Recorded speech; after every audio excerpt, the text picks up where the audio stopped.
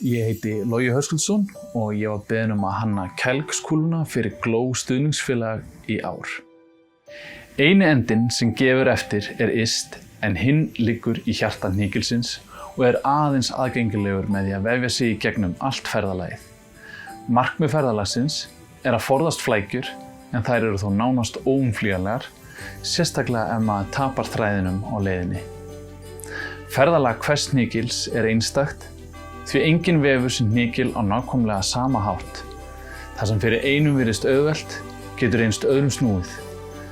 Ferli krefst þolinmæði og elju. Það ekki ætlað þeim sem vilja skjót svör eða styttri leiðir. Ólíkt daglegu amstri, þar sem athyglin slitnar í allar áttir, býður hnykillinn aðeins einn lausan enda. Sá endi stöðug uppspretta hlýju, hugmynda og möguleika. Það þar sem allt byrjar. Halda þræði kærleikskúla ársins 2025.